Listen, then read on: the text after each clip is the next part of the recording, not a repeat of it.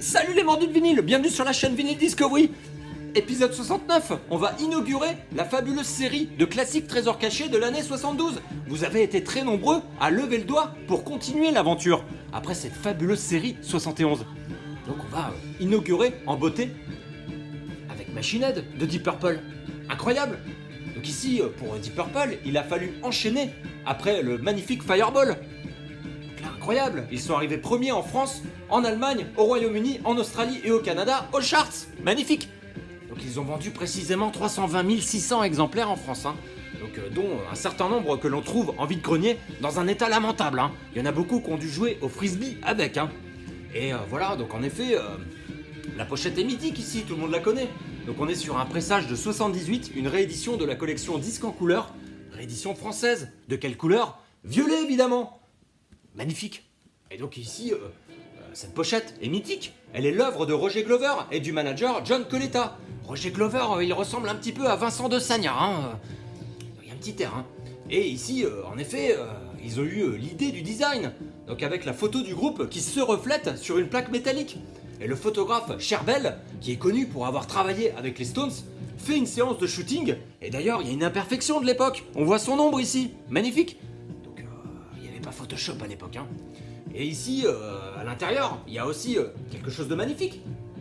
Voilà, là vous voyez par exemple un incendie. Donc il y a un bâtiment qui est en train de prendre feu.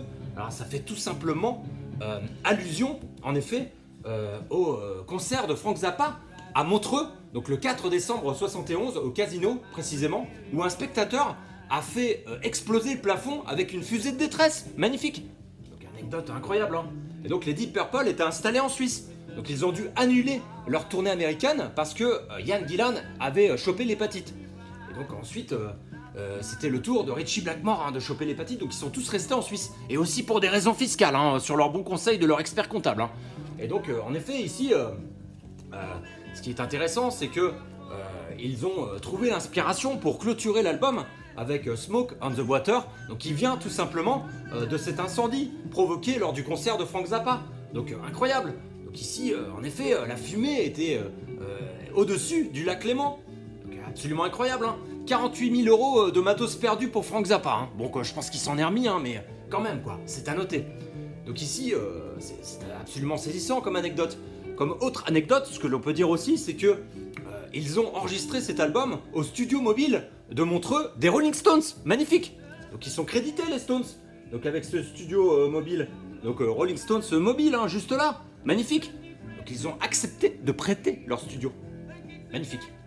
Et donc là, ce que l'on peut dire, c'est que Ritchie Blackmore a profité d'être 2 mois à l'hôpital pour écrire donc Trucking, Space Trucking et Smoke on the Water. Donc voilà, ça c'est assez saisissant. Et Blackmore dira de Zappa qu'il était très perplexe quand il a vu le plafond de la salle de concert qui commençait à prendre feu. Et donc il a arrêté de jouer et a dit « Il semble que le toit soit en feu, nous devons quitter les lieux et nous le ferons de manière ordonnée. » Et à ce moment-là, il a jeté sa guitare et a sauté par la fenêtre. Et un voile de fumée sur le lac Léman.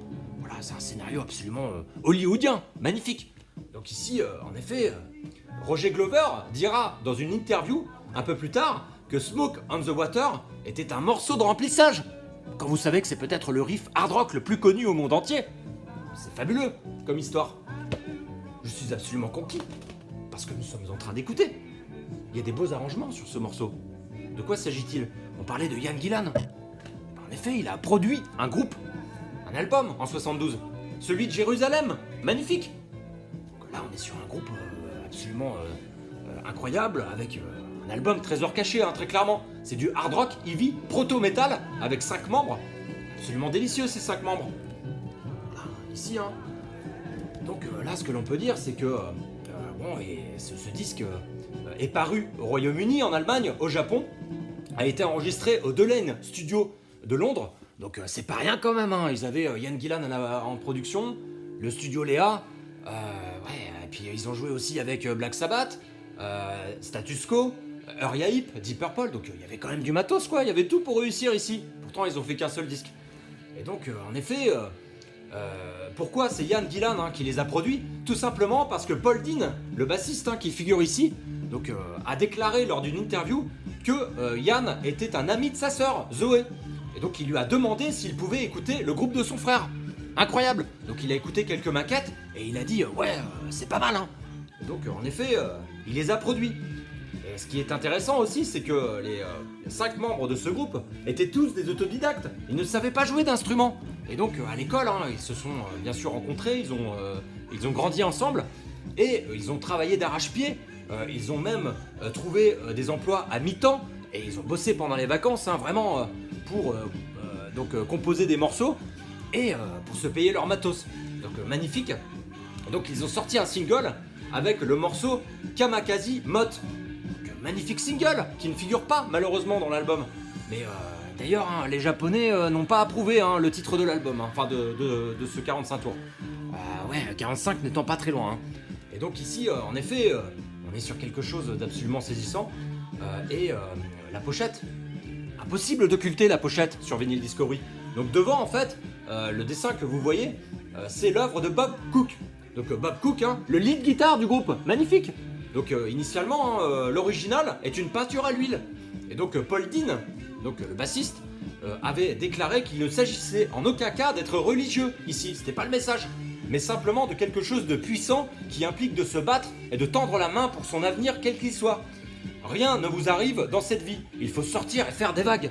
Voilà, donc c'était l'état d'esprit du groupe à l'époque. Magnifique, avec l'image du croisé. Donc ici, le choix du nom de Jérusalem. Pourquoi il s'appelle comme ça ? En effet, ils ont entendu une chanson à l'école, qui s'appelait a priori Jérusalem. Donc pour eux, ça évoquait les idéaux des peuples du monde qui continuent de lutter pour la liberté, la démocratie et les droits de l'homme pour tous. Magnifique. Qui ça, on aurait pu, ils auraient pu faire carrière en politique, hein. Ils sont magnifiques. Eux. Et donc en effet, on peut noter aussi le soutien de Ian Gillan. Hein. Son soutien, il est très élogieux envers le groupe. Forcément, vous me direz, c'est lui qui les produit. Mais il dit plein de fougue, talentueux. Donc ils vont pousser un peu les limites musicales.